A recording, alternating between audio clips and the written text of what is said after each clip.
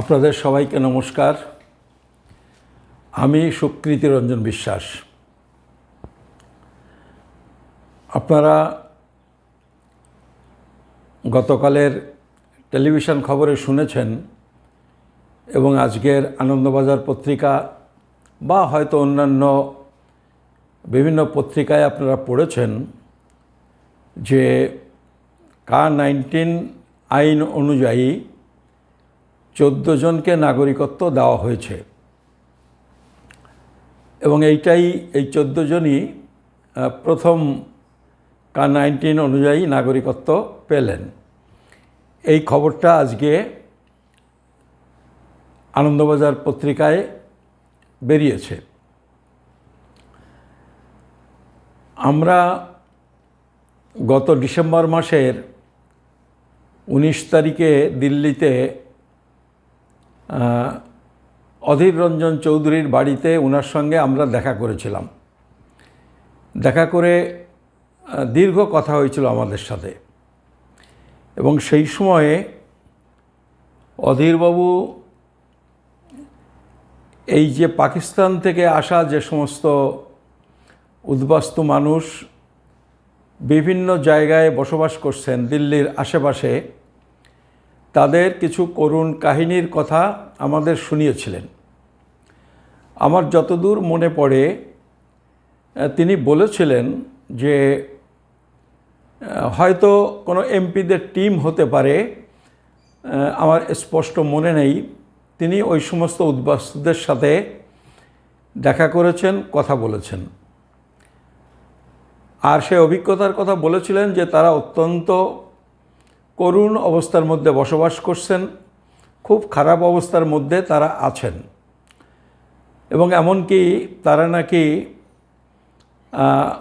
অধীরবাবু এবং অন্যান্যদের বলেছিলেন যে গভর্নমেন্ট তাদের পাকিস্তানে ফিরে যাওয়ার ব্যবস্থা করুক, কারণ তাদের পক্ষে আর ভারতে থাকা, বসবাস করা, টিকে থাকা সম্ভব হচ্ছে না। আসলে মানুষ তো এসেছিলেন তুলনামূলক ভালো একটা ব্যবস্থা পাবেন বলে। সেটা পূর্ব বাংলা থেকে যারা এসেছেন তারাও যেমন, পশ্চিম পাকিস্তান থেকে যারা এসেছেন তারাও ঠিক তাই। যদি এমন অবস্থা হতো যে পশ্চিম পাকিস্তানে হিন্দুরা বসবাস করতে পারেন না, তাহলে তারা আর ফিরে যাওয়ার কথা বলতেন না। আসলে তারা কিছু সমস্যার মধ্যে নিশ্চয়ই ছিলেন। সব দেশের সংখ্যালঘুরা থাকেন, একটু ভালো থাকবেন, নিরাপত্তা নিশ্চিত হবে, এইসব ভেবে তারা ভারতে এসেছিলেন এবং ভারত সরকারের ব্যবহারে তারা শেষ পর্যন্ত ফিরে যাওয়াটাই তুলনামূলকভাবে ভালো বলে মনে করেছিলেন। আমরা যুক্তিতে এইটাই বুঝি, অধীরবাবু আমাদের যেটা বলেছিলেন। তো যা হোক, শেষ পর্যন্ত তাদের মধ্যকার 14 জন নাগরিকত্ব পেলেন। আনন্দবাজারের রিপোর্টে আমরা দেখলাম যে এই 14 জনই হচ্ছে সিন্ধু প্রদেশ থেকে আসা মানুষ। আমরা এই যে উদ্বাস্তুরা নাগরিকত্ব পেলেন, সে বাঙালি উদ্বাস্তু হন বা পশ্চিম পাকিস্তান থেকে সিন্ধিরাই হন, আমি এই উদ্বাস্তুদের নাগরিক প্রাপ্তির জন্যে আমি খুশি, আমি আনন্দিত। কারণ আমরা উদ্বাস্তুদের জন্য আন্দোলন করি। ফলে বাঙালি হন বা বাঙালি নাই হন, তাদের সমস্যার সমাধান হয়েছে, এটাতে আমাদের খুশি হবারই কথা, আমরা খুশি। কিন্তু তার সঙ্গে সঙ্গে কেউ প্রশ্ন করতে পারেন যে তাহলে এই যে গভর্নমেন্ট তাদের নাগরিকত্ব দিলেন, তার জন্য অভিনন্দন জানাবেন না এই গভর্নমেন্টকে? আমি গভর্নমেন্টকে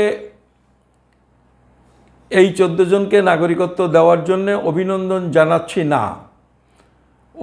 অভিনন্দন জানাচ্ছি না এই কারণে এই গভর্নমেন্ট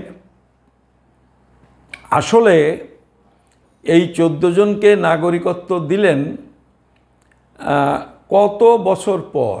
অনেকগুলো প্রশ্ন এখানে আসে, যে সেগুলো না জেনে এই গভর্নমেন্টকে অভিনন্দন জানানোর কোনো অর্থ হয় না বলেই আমি অভিনন্দন জানাচ্ছি না।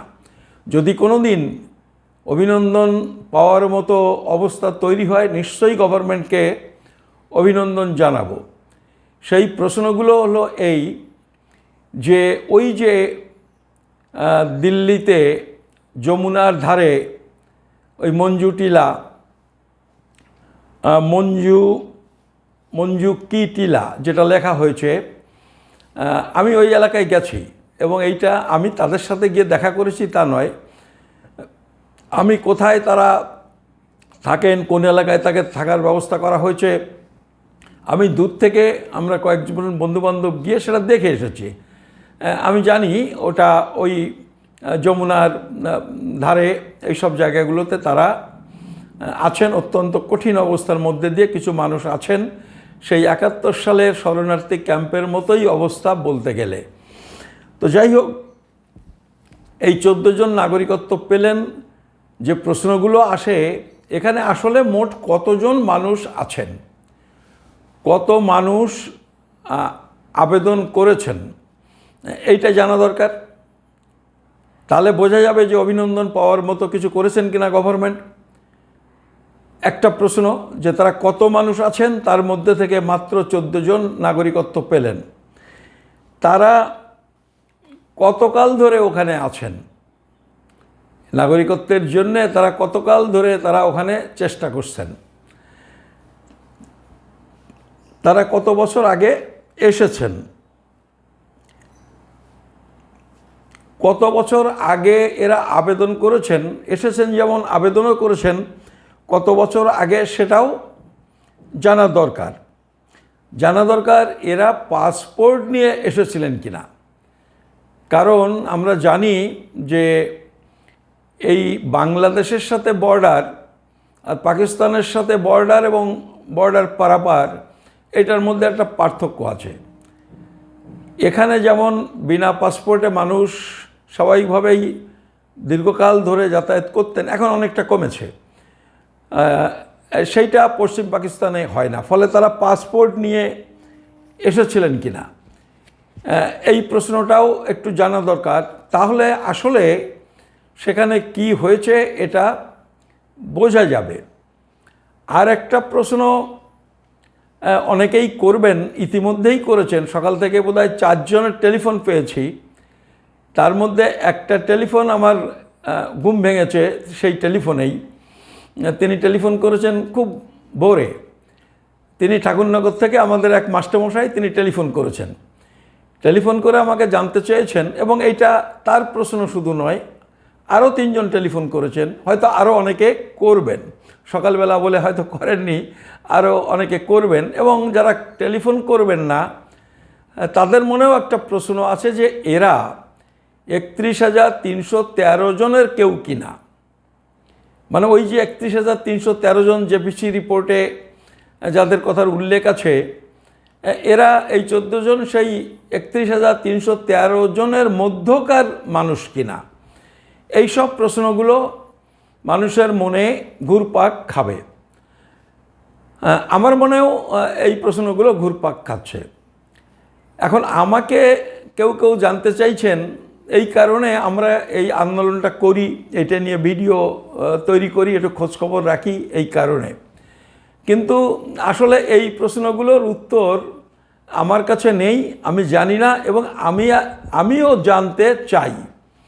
তাহলেই এটা নিয়ে একটা মন্তব্য, সঠিকভাবে একটা মন্তব্য করা যেত যদি এই সমস্ত ইনফরমেশনগুলো আমাদের কাছে থাকতো। তবে সাধারণ বুদ্ধিতে বা যেটুকু খবর আমাদের কাছে আছে কাগজপত্রে, গভর্নমেন্ট যা বলেছেন সেগুলো বিচার বিশ্লেষণ করে মনে হয় যে এই 14 জন 31,313 জনের মধ্যকার কেউ নন, তার বাইরের মানুষ।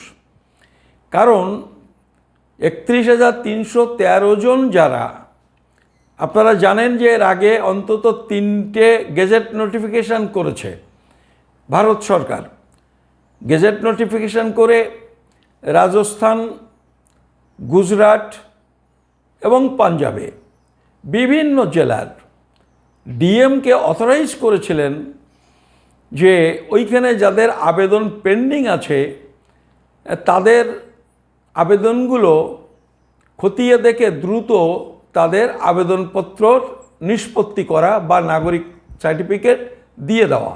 আপনারা জানেন যে 3টে গেজেট নোটিফিকেশান আলাদা আলাদা করে তারা এই দায়িত্ব, এই নির্দেশ সেখানকার ডিএমকে দিয়েছেন এবং এটা প্রম্পট এক্সপোজালের জন্যই বলেছেন, দ্রুত নিষ্পত্তি করে সার্টিফিকেট দেওয়ার কথা বলেছেন। ফলে আমার ধারণা যে ওই 31,313 জন ইতিমধ্যে নাগরিকত্ব পেয়ে গেছেন এবং তারা এই যে 14 জন তারা 31,313 জনের মধ্যকার মানুষ নন।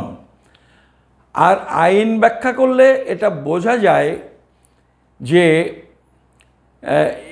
এরা কিন্তু আসলে এই K-19 লোক নন।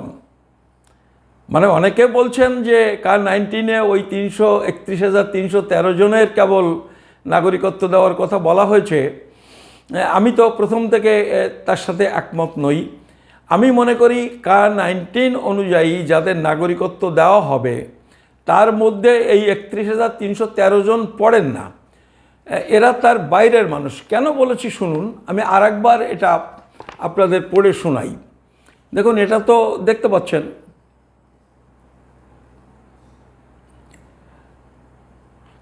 এইটা হলো ওই যে জেপিসি রিপোর্ট। এই জেপিসি রিপোর্টে বলেছে যে এমপিরা যখন বিরোধী এমপিরা জিজ্ঞেস করেছেন সরকারের কর্তা ব্যক্তিদের, তারা ডেকে পাঠিয়ে জিজ্ঞেস করছেন যে কতজন নাগরিকত্ব পাবেন এই আইনে, তখন গভর্নমেন্টের তরফ থেকে, মোদি গভর্নমেন্টের তরফ থেকে জবাব দেওয়া হয়েছিল যে 31,313 জন হবেন ইমিডিয়েট বেনিফিশিয়ারি, মানে খুব তাড়াতাড়ি এরাই নাগরিকত্ব পাবেন। এবং তাদের সম্পর্কে বলা হয়েছিল 2016 সালে, মানে K-19 হচ্ছে তার 3 বছর পর। 2016 সালে বলা হয়েছিল যে, মানে যখন জিজ্ঞেস করেছে যে শুধুমাত্র, বিরোধী এমপিরা জিজ্ঞেস করছেন যে শুধুমাত্র 313 জন, মানে ইংরেজিতে বলছেন দি কমিটি আস্কড, কমিটি জানতে চাইলেন whether only 31,313% will be benefited। জিজ্ঞেস করলেন মাত্র 31,313 জন উপকৃত হবেন। বিরোধীরা এই প্রশ্ন মোদী সরকারের অফিসারদের কাছে জিজ্ঞেস করেছিলেন। প্রশ্নটা শুনুন, প্রশ্নটা হলো মাত্র 31,313 জন উপকৃত হবেন। তার জবাবে মোদী সরকার বলেছিলেন yes, because they have claimed, they have applied. এটা একদম এটা লেখা আছে জেপিসি রিপোর্টের 33 পাতায়। তাহলে কি বলল? Yes, because they have claimed, they have applied. তাহলে ব্যাপারটা কি হলো? বলছে হ্যাঁ, ওই 31,313 জন উপকৃত হবেন, কারণ তারা দাবি করেছেন এবং তারা আবেদন করেছেন। তাহলে এই যে দাবি করেছেন এবং আবেদন করেছেন, এইটা হচ্ছে 2016 সালে, মানে K-19 হওয়ার আগেই তারা আবেদন করেছেন। আর K-19 কিন্তু আবেদন করার অধিকার দিলেন সেটা 2019-এ। তাহলে এরা তার আগের মানুষ, এরা K-19 অনুযায়ী আবেদন করছেন না, কারণ এরা তো 2016 সালে বলছেন যে তারা অলরেডি অ্যাপ্লাইড, তারা আবেদন করে দিয়েছেন 2016 সালের আগে। অর্থাৎ এরা তো পাসপোর্ট নিয়ে এসেছিলেন, ভিসার মেয়াদ শেষ হয়ে গেছিল। শেষ হয়ে গেলে তারা আবেদন করেছে যে তাদের লং টার্ম ভিসা দেওয়া হোক, সেইটা দিতে পারছিলেন না। সেইটা দেওয়ার জন্যে তারা 2015 সালে ওই যে দুটো গেজেট নোটিফিকেশন করেছিলেন, পাসপোর্ট অ্যাক্টের কিছু রুলস বা অর্ডার সংশোধন করেছিলেন, আর 46-এর ফরেনার্স অ্যাক্টের কিছু রুলস বা অর্ডার সংশোধন করেছিলেন ওই গেজেট নোটিফিকেশন 2015-র মাধ্যমে। মানে অর্ডার রুলস গেজেট দিয়ে সংশোধন করা যায়, আইন সংশোধন করতে গেলে অ্যাক্ট তৈরি করতে হয় পার্লামেন্টে। তো ওই গেজেট নোটিফিকেশন দুটো দিয়ে যেহেতু পাসপোর্টে এসেছেন, তাই পাসপোর্ট অ্যাক্টের ওই যে নিয়মাবলী সেগুলো সংশোধন করে তাদের লং টার্ম ভিসা দিয়েছিলেন। আর লং টার্ম ভিসা দেওয়ার মানে হচ্ছে তারা অনুপ্রবেশকারী নন, তারা তো ভিসা নিয়েই আছেন, আর ভিসা নিয়ে আছেন বলেই তারা আবেদন করতে পেরেছেন। এইটা 2016 সালের আগে ওরা আবেদন করেছিলেন, সেইটা ওই 3টে গেজেট নোটিফিকেশনের মাধ্যমে গভর্নমেন্ট ডিএমকে বলে দিয়েছিল ওগুলো দিয়ে দাও। ফলে এই 31,313 জনের বিষয় কিন্তু এই 14 জন নয়, এই 14 জন এরা K-19 অনুযায়ী অনুপ্রবেশকারী তকমা থেকে মুক্ত হয়েছেন, আবেদন করেছেন এবং পেয়েছেন। এইটা আমার অন্তত যুক্তিতে মনে হয়। কিন্তু তার মানে আমি তো জানি না, আমি তো বিভিন্ন ঘটনা বিশ্লেষণ করে, নিয়ম নীতি বিশ্লেষণ করে আপনাদের আমি এটা বলছি। এবং এইভাবে কিছু মানুষ নাগরিকত্ব পাবেন, এবং যারা পাবেন এরা কিন্তু আসলে, আমরা প্রথম থেকে বলছি যে এই আইনে কিছু নাগরিকত্ব যেটা হবে সেটা পশ্চিম পাকিস্তান থেকে আসা মানুষ। আর এই দেখেন সেইটাই শুরু হলো। ওই দিল্লির আশেপাশে যারা আছেন তাদের এইভাবে নাগরিকত্বটা হয়ে যাবে। আর আমরা এই যারা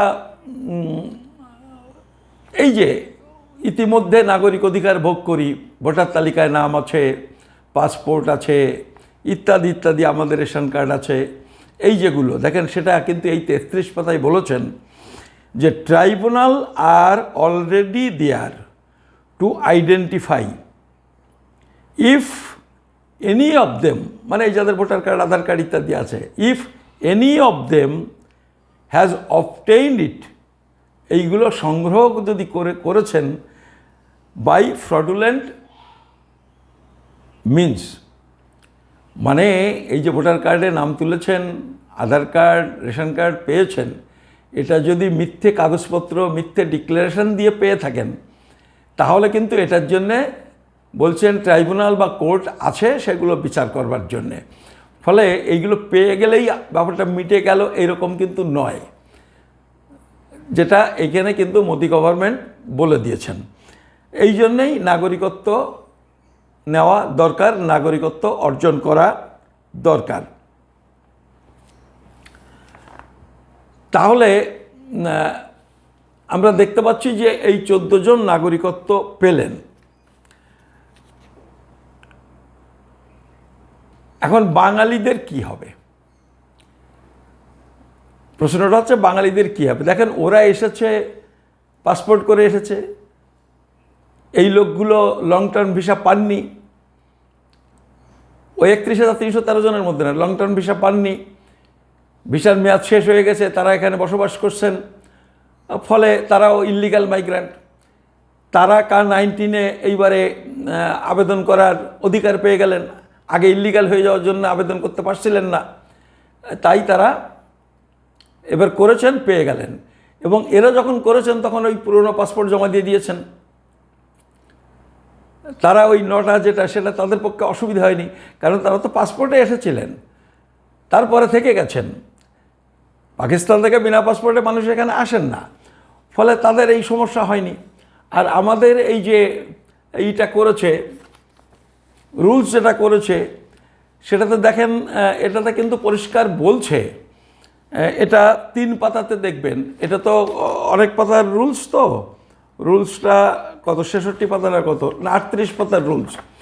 তার 3 পাতাতে লিখেছে যে নাগরিকত্ব পেতে গেলে ensure that the application is complete in all respect and that the applicant satisfy all the conditions laid down in the act বা 6B।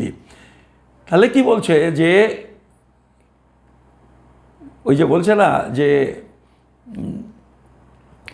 আবেদন করলেই নাগরিকত্ব হয়ে যাবে, কাগজপত্র কিছু লাগবে না, এটা ওটা আমাকে বলেছে অমিত শাহ, এটা শান্তনু বলছেন, অসীম সরকার বলছেন, কিন্তু দেখেন রুলসে পরিষ্কার লিখে দিয়েছে to ensure that the applicant is complete in all respect and that the applicant satisfied all the conditions let down in the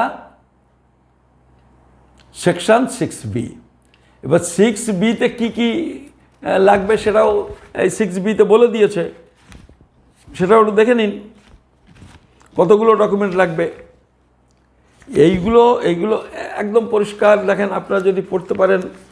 এই যে এখানে বলেছে 1 2 3 দেখতে পাচ্ছেন, 4 5 6 এই 6টা কাগজ লাগবে, এইটা বলেছে। একটা কপি হচ্ছে অনেতে মানে ওই যে 9টা বলেছে বাংলাদেশের নাগরিক আপনি ছিলেন তার প্রমাণপত্র। অন-বিতে বলেছে ওই যে 20টা কাগজ বলেছে যে আপনি 14 সালের আগে এসেছেন। তারপরে আছে ওই যে এফিডেভিট, যে ফরম্যাট বলে দিয়েছে যে আপনি ধর্মীয় কারণে নির্যাতিত হয়েছেন, সেটা একটা এফিডেভিট করে আপনাকে জানাতে হবে। তারপরে ওই যে পুরনো পাসপোর্ট যদি থেকে থাকে সেটা লাগবে।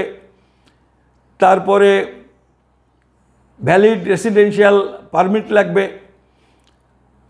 তার মধ্যে এই দুটোতে বলেছে, এই 4 আর 5-এ বলেছে ইফ অ্যাভেলেবেল, যদি থেকে থাকে, এটা না থাকলেও হবে, কিন্তু প্রথম 3টে কিন্তু লাগবে। প্রথম 3টে যদি না লাগতো, ধরুন 4 নাম্বার আর 5 নাম্বারে a copy of the valid or expired foreign passport, তারপরে লিখে দিয়েছে ইফ অ্যাভেলেবেল, যদি থেকে থাকে। তাহলে 4 আর 5-এ লিখেছে ইফ অ্যাভেলেবেল, আরগুলোতে কিন্তু তা লেখেনি। তার মানে এই দুটো না থাকলেও হবে, কিন্তু অন্যগুলো না হলে হবে না। এই যে বিষয়গুলো, এই বিষয়গুলো আইনের বিষয়, আইনে পরিষ্কার করে বলেছে। তো এখন যা হোক, এখন তো 14 জনকে দিয়েছে, 14 জনকে দিয়েছে। এইবারে কবে ডিক্লেয়ার করলো? বনগাঁ রানাঘাটে ইলেকশনের 3-4 দিন আগে কিন্তু এই সার্টিফিকেটগুলো দিল। আমরা দেখবেন এখন থেকে 1 মাস 1.5 মাস আগে যখন আমরা এই ভিডিও শুরু করেছি, আমি আমার কথা বলছি, তখনই বলেছিলাম যে ওই 1-2টো দিয়ে এইটা দিয়েই বাজার মাত করার চেষ্টা করবে। আপনি দেখবেন আমি আজকে এই কথা বলছি, মানে আপনার তো ভিডিও আছে, আপনি দেখে নেবেন পুরনো ভিডিও, এবং ঠিক তাই করলেন। ঠিক সময় মতো ওইটা দিলেন। আর দিলেন মানে কি, ধরুন আমি জানি এরকম 50টা নাম আমি আপনাদের বলতে পারি, যারা এরকম যে সিটিজেন সার্টিফিকেট আজকে যে 14 জন যেটা পেলেন, এরকম সার্টিফিকেট আমি 50 জনের নাম আমি এক্ষুনি বলে দিতে পারি যারা এই সিটিজেনশিপ সার্টিফিকেট পেয়েছেন, কিন্তু তা কোনো দিন খবরের কাগজেও আসেনি, তার কোনো ছবিও কোথাও কেউ দেখেনি। এইটা কিন্তু একেবারে ছবি তুলে টিভি, রেডিও, তারপরে খবরের কাগজ, সব জায়গাতে ছবি তুলে প্রচার করা হচ্ছে। কেন?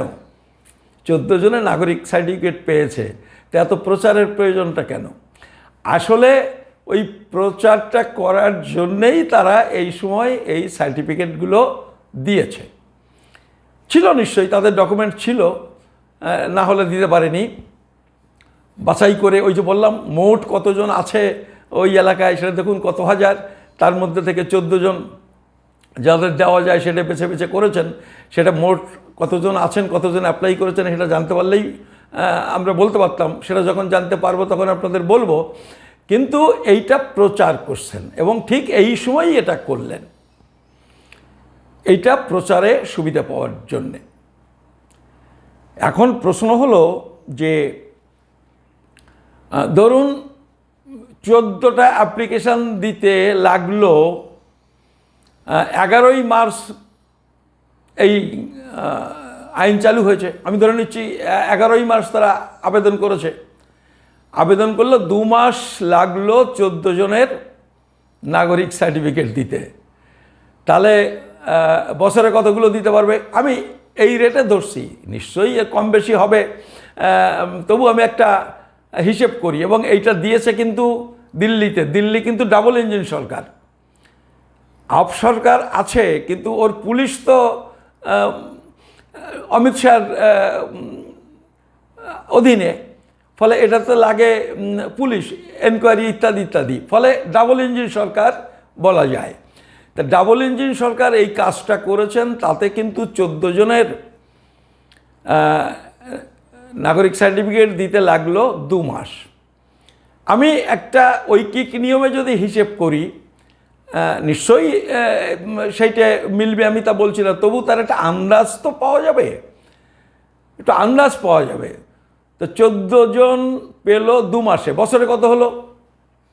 6×14 84 জন। ধরুন হিসেবের সুবিধার জন্য 100 জন বছরে পেলেন, 10 বছরে কত হবে? 10 বছরে হবে তাহলে 1000 জন, তাই তো? 10 বছরে 1000 জন হয় ঐকিক নিয়মের হিসেবে। তাহলে 100 বছরে কতজন হয়? 100 বছরে হয় 10,000 জন। এবারে 1 কোটি মানুষের নাগরিক সার্টিফিকেট দিতে গেলে কত বছর লাগবে? এটি হিসেব করে দেখুন, তাতে কয়েক প্রজন্ম লাগবে।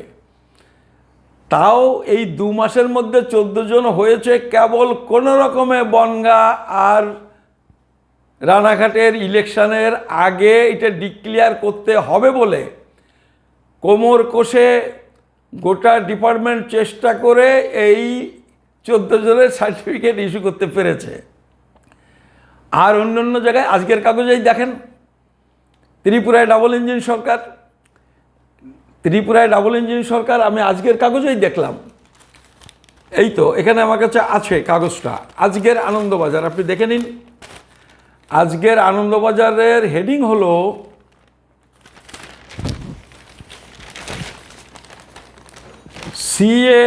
সিএএ কমিটির তোড়জোড় ত্রিপুরায়। ত্রিপুরায় সিএ এর জন্য কমিটি করার তোড়জোড় চলছে। ডাবল ইঞ্জিন সরকার, তাতেই এতদিনে এখনও সেখানে কমিটি গড়া সম্ভব হয়নি। এইটা আপনি দেখে নেবেন, এই যে কাগজ, এই দেখেন আমার এই আঙুলের এখানে, এই যে দেখেছেন তো, এইটা তোড়জোড় চলছে। কমিটি হবে, জেলাভিত্তিক কমিটি হবে, ইত্যাদি ইত্যাদি, তারা এইগুলো করার তোড়জোড় করছে। আর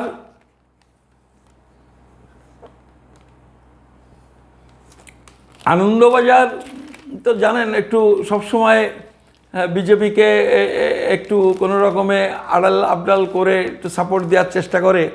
তারা এখানে লিখেছে যে বিরোধীদের প্রবল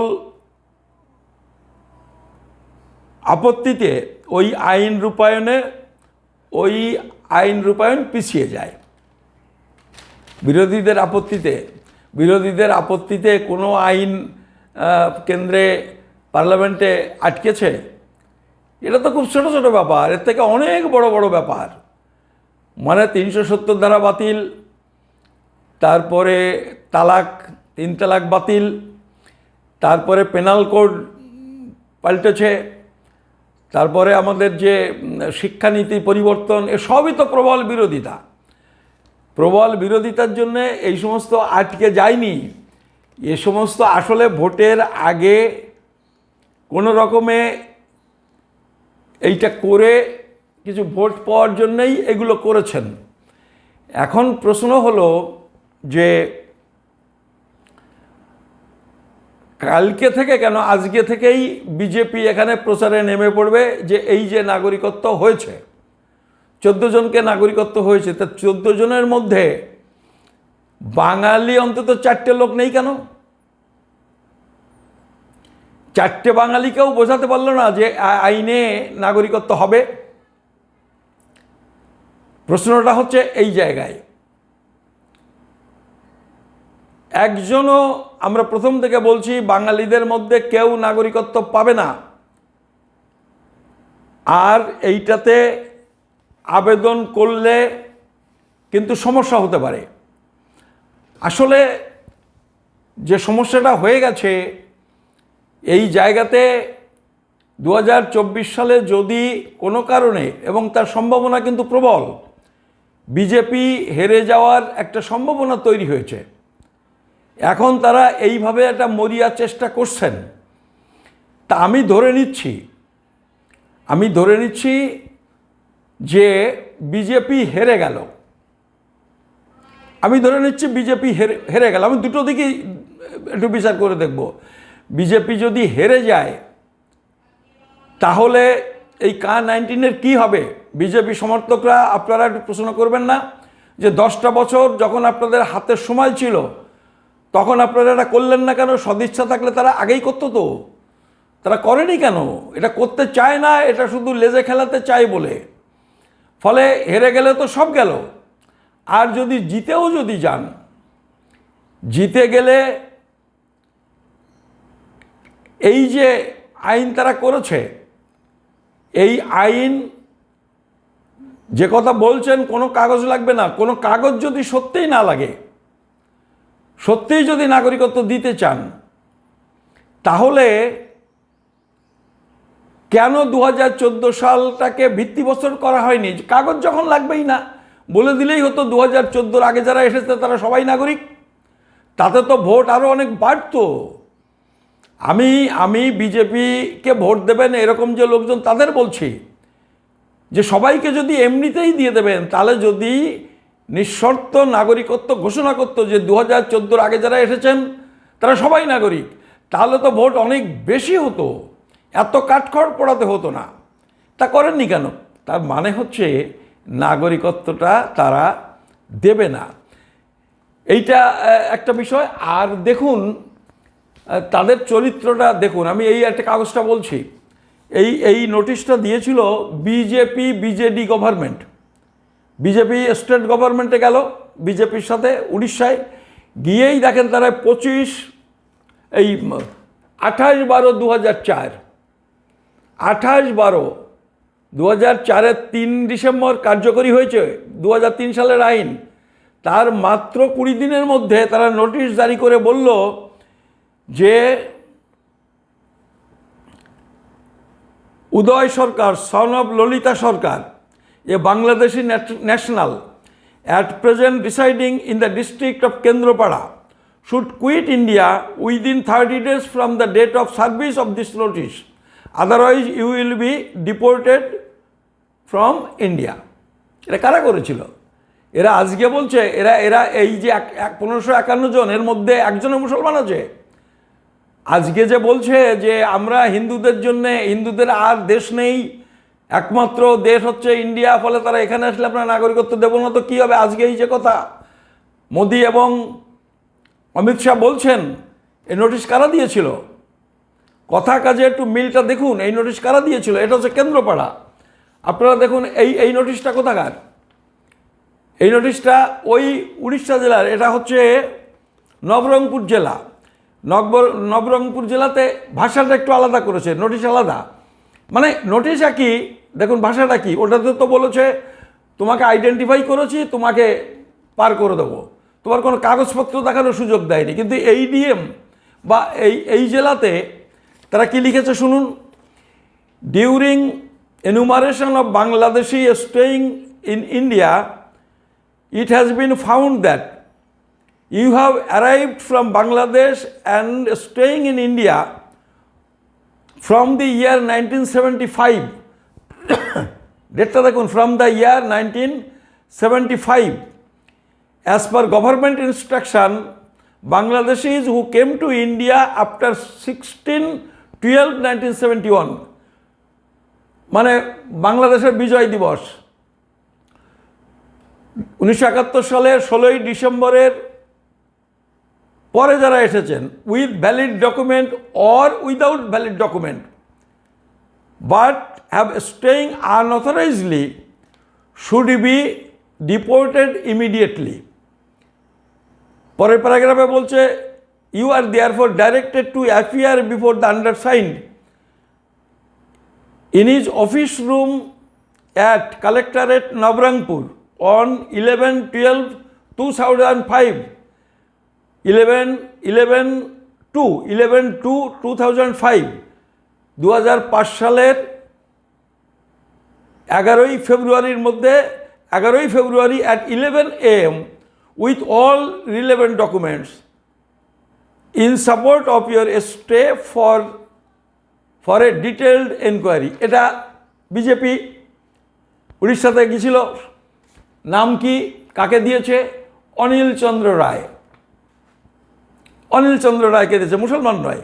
তা বিজেপি হিন্দুদের তাড়াতে চায় না, তাহলে এগুলো কি, এই নোটিশগুলো কি?